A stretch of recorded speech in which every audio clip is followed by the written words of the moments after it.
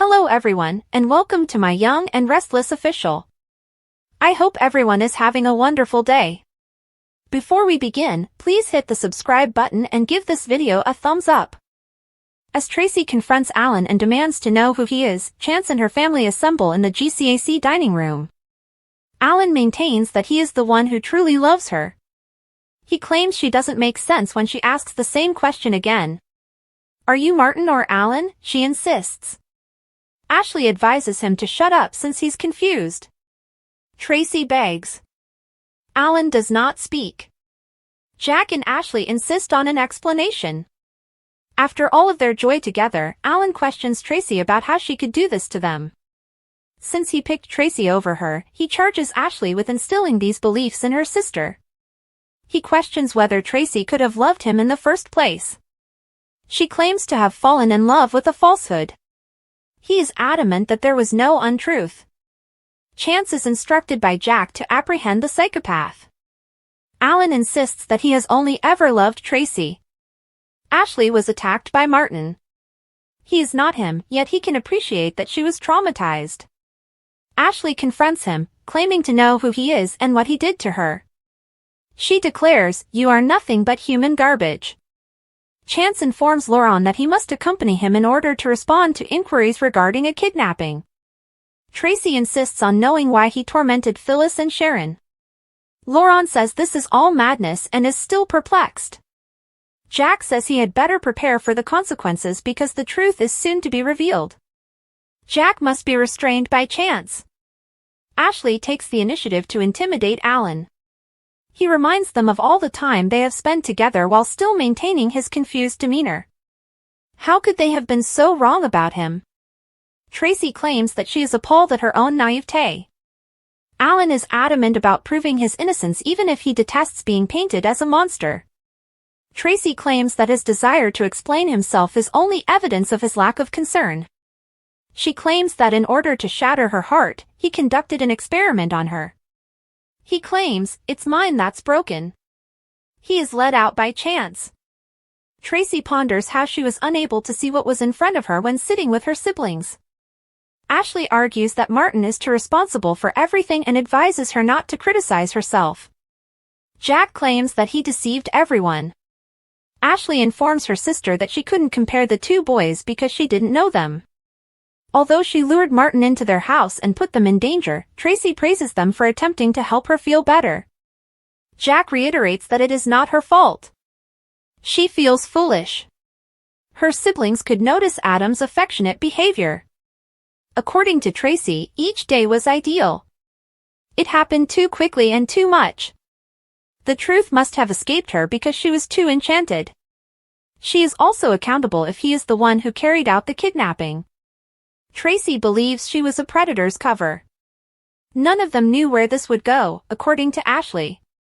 Since this must be extremely upsetting, Jack encourages her to visit her daughter in the clinic. Tracy really wanted to be mistaken about Alan. They can't allow him to escape punishment for this. Jack claims that they won't be able to move past this until he is incarcerated. Tracy remembers Alan's proposal when she is briefly left alone. After removing the ring, she comes to a realization. In order to discuss what Chance has discovered, Nick and Sharon join Phyllis at Crimson Lights. The farmhouse was equipped by their kidnapper. They located their phones as well. The Laurent twins should be nailed to the wall, according to Phyllis. Nick clarifies that although the police do not yet have concrete evidence, they are making progress. Phyllis wants this to be over.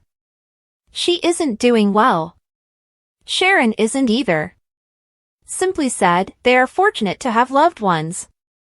The redhead must inform the person who did this to her that they didn't break her by looking them in the eye.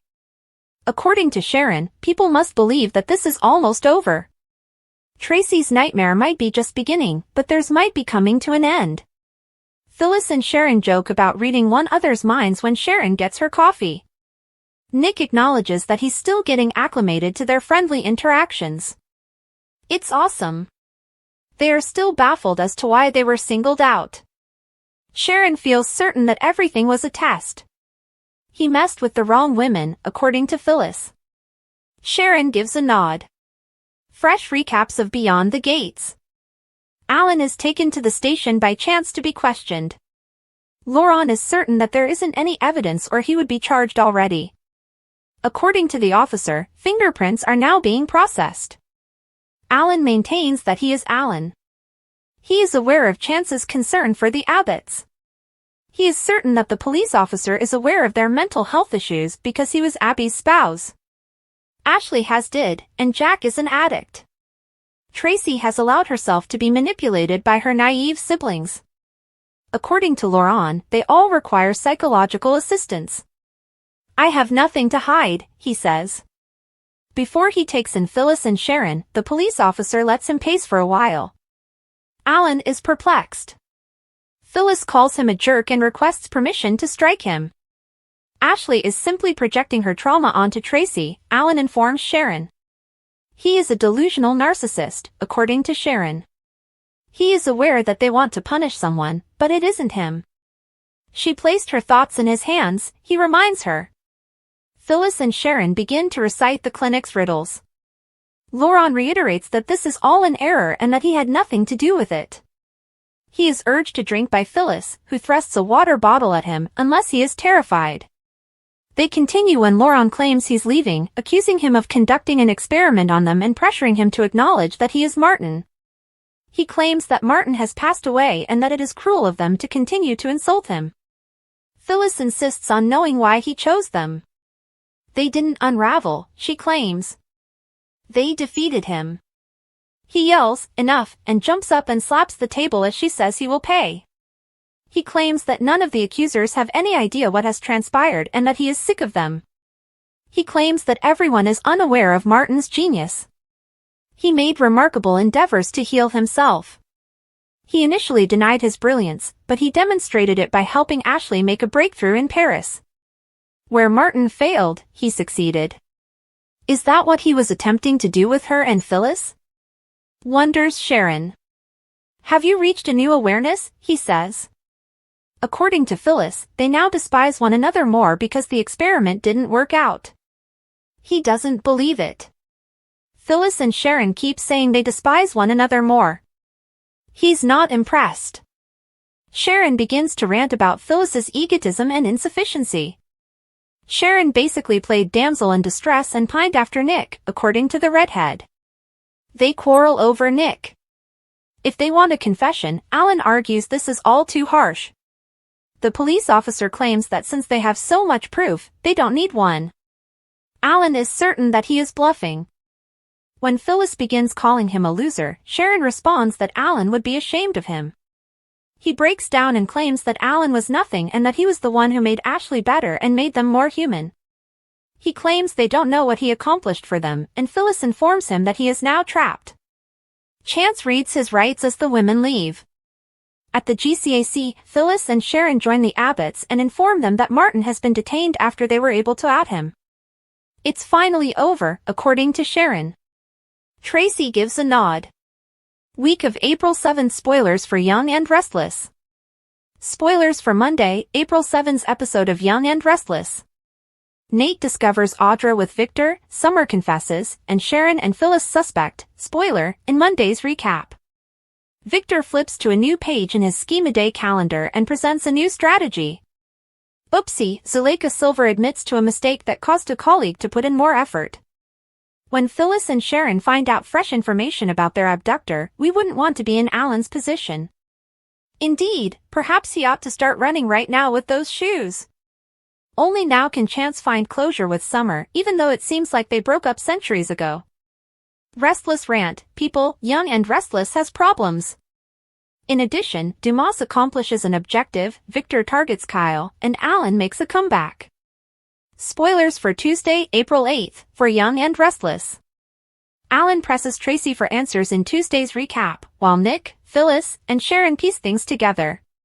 There is mayhem when Ashley gets home. That is to say, just as she left it? It makes sense that Sharon and Phyllis would seek justice after the tragedy they endured. Tracy calls in distress. Even though it isn't till Tuesday, we are already concerned about her. Learn how Alan's next move results in a surprising partnership and a huge twist. Getting scrubbed in?